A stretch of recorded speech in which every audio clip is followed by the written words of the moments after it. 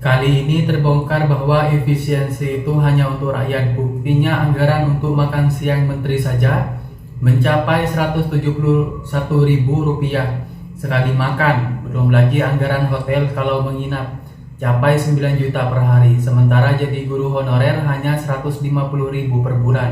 Keadilan macam apa ini? Yang banyak sekali mendapatkan sorotan adalah biaya makan. Biasanya kalau rakor kabinet itu kan siang hari ya. Biaya makan dan snack untuk satu orang menteri untuk rakor kabinetnya Presiden Prabowo itu senilai 171.000. Itu Ini benar-benar membuat marah netizen karena oh kemudian ya, mereka ingat bahwa hmm, ada gaji guru honorer gitu hmm, yang masih 200.000. per Walaupun bulan. ada juga yang honorer, guru Ya, honorer kan masih ada yang per mendapat gaji bulan. 200 per bulan. Oh, Iya, gila. Sekali, saya pikir sekali makan juga. Gitu. Oke, oke. ini dibandingkan antara per bulan dengan hanya untuk sekali makan saja, dan kemudian dibandingkan dengan apa yang terjadi di Singapura, apa yang terjadi di Hmm, Amerika, gitu, yang ternyata sangat jauh berbeda dengan budaya yang selama ini ada ya. di Indonesia. Nah, Kebijakan private buat pengamankan duit negara ya ora ono. Efisiensi tetap gak berubah. Lu terus rakyat itu apa? Hah? Kalau semua sudah diorak di atas, hukum orang genah, stimulusnya renek. Kebijakan preventif buat mengamankan ya ora jelas. Efisiensi terus berjalan. Lah rakyat itu apa? Kita hanya disuruh nyawang, nonton. Padahal itu uang kita, uang rakyat yang harus kembali ke kita. Jatah uang makan dan snack rakor menteri 171.000, sedangkan gaji guru honorer 200.000 per bulan. Guru honorer selalu jadi objek politis tiap periode, dijanjikan kesejahteraan tapi nggak pernah terjadi. Boro-boro makan 171.000 sekali, begitu kan. Emang sengaja kok pendidikan nggak diurus supaya nggak banyak yang pinter, biar budaya feodal tetap bertahan selamanya. Dan ini banyak sekali yang komen di bawahnya.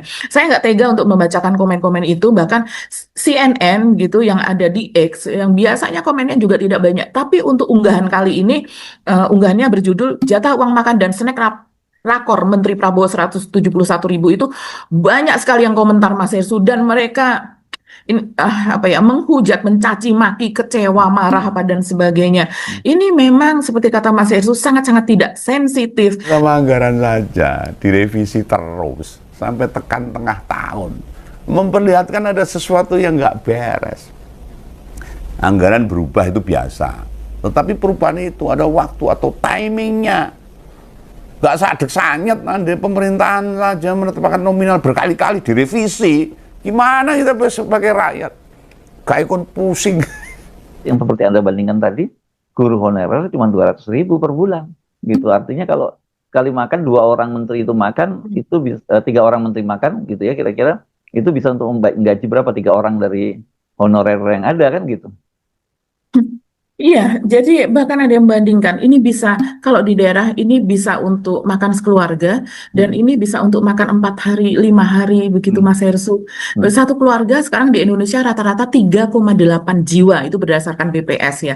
Kita sama ratakan 4 orang, 2 orang tua dan 2 anak. Itu sudah bisa untuk makan berhari-hari, begitu. Kita akan bahas soal anggaran. Ya, anggaran Anggaran. yang sudah ditetapkan untuk tahun depan gitu, Ya. yang ternyata ini malah naik. Jadi di mana letak efisiensinya gitu Iya, kan? iya, iya, iya. Oh iya, iya, saya kemarin kaget-kaget itu membaca hotelnya Eselon 1 itu katanya rentangnya 2,4 juta sampai 9,3 juta. Hotelnya per malam. Orang gila. Saya cuma ngomong begitu aja ini. Apalagi yang kita mau bilangin dalam situasi begini, kok bisa mereka menetapkan pagu untuk hotel untuk Eselon 1 ya. Eselon 1 Menteri Wamen itu 9,3 juta gitu ya. Ini kan Ya. ini apa presidential suite ya Mbak ini kalau kayak gini nih ya Pak? Artinya ada efisiensi 50 triliun. Ya belum tentu. Ada efisiensi atau tidak. Bisa ketahuan nek wis rampung. Pada akhir tahun itu baru ketahuan tuh. Bukan saat tengah tahun begini. Bukankah Presiden minta sampai Desember target 82,9 juta jiwa semua sudah menerima. Ya, ngeri karena ternyata tidak hanya soal itu saja, tapi juga soal mobil yang kemudian dinaikkan begitu menjadi 931 juta kalau tidak salah, itu pasti untuk mobil yang ada itu, dengan alasan bahwa nanti kemungkinan mobilnya itu tidak lagi mobil konvensional seperti sekarang, tapi semuanya sudah memakai mobil listrik dan sebagainya. Pak Prabowo, apakah Anda tahu soal begini ya? Ini nggak benar menteri-menteri Anda ini, Pak Prabowo, terutama Ibu Menteri Keuangan ya, karena Anda perintahkan Ya. untuk melakukan efisiensi, kok masih ada hal yang semacam itu nggak masuk akal buat saya itu. Memang nginep sampai 9,3 juta itu untuk apa? Karena kita tahu bahwa mereka juga kan nggak seharian penuh di apa hotel ya Mbak ya. Dia kan pasti di ruang di luar bertemu dan sebagainya. Dan 9,3 juta itu berarti gubernur-gubernur dari daerah juga itu dapat jatah segitu dong ya, kepagunya, karena dia termasuk di atas pejabat negara kan, gubernur jadinya ya. Makin hari yang dilihat dan dirasakan rakyat, kok serba semaunya pemerintah sendiri. Orang nganggo aturan sing jelas itu. Sebenarnya melihat total kebutuhan anggaran buat 11 program prioritas, itu hanya 466 triliun sesuai catatan. Itu ternyata jatah makan dan snacknya itu 171.000. Ini membuat kaget sekali Mas Hersu. Jadi untuk snacknya itu sekitar 30 ribuan lah begitu ya. Sementara untuk atau snacknya sekitar 50.000 sekian, saya lupa. Itu ada netizen yang kemudian memberikan beberan ini. Ya, saya lihat ini Kopitem, @Kopitem, ini netizen mengatakan begini. Dalam tabel biaya makan rapat koordinasi tingkat menteri atau wamen atau eselon 1 itu 118.000 per orang, itu untuk makannya. Anggaran kudapan 53.000 per orang, jadi kalau di total 171.000. Ini netizen ini marah rupanya, dia mengatakan brengsek, gak lihat apa susahnya rakyat, mending disamain dengan MBG 15.000, selebihnya untuk rakyat, lulus ekonomi UI kok dungu.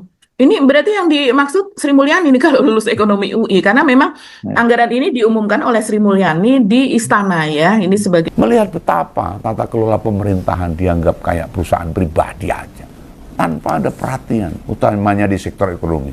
Tak jamin yang rugi ya pemerintah sendiri. Rapat pejabat makan enak, guru honorer upahnya pas-pasan. Di negeri ini makan siang bisa jadi lebih berharga daripada masa depan. Pernyataan itu mungkin terdengar satir, tapi begitulah kenyataan yang muncul ketika kita membaca Peraturan Menteri Keuangan Nomor 32 Tahun 2025 tentang standar biaya masukan tahun anggaran 2026. Dalam aturan tersebut, Menteri Keuangan Sri Mulyani menetapkan bahwa biaya konsumsi untuk rapat koordinasi tingkat menteri dipatok sebesar 171.000 per orang per sekali rapat, sebuah angka yang jika dilihat secara terpisah mungkin tak menimbulkan kehebohan, tapi bandingkanlah dengan fakta bahwa masih banyak guru honorer di Indonesia yang menerima gaji 300.000 per bulan. Ya, per bulan, maka lahirlah ironi yang begitu pahit. Satu kali makan siang pejabat hampir menyamai gaji sebulan pengabdi pendidikan.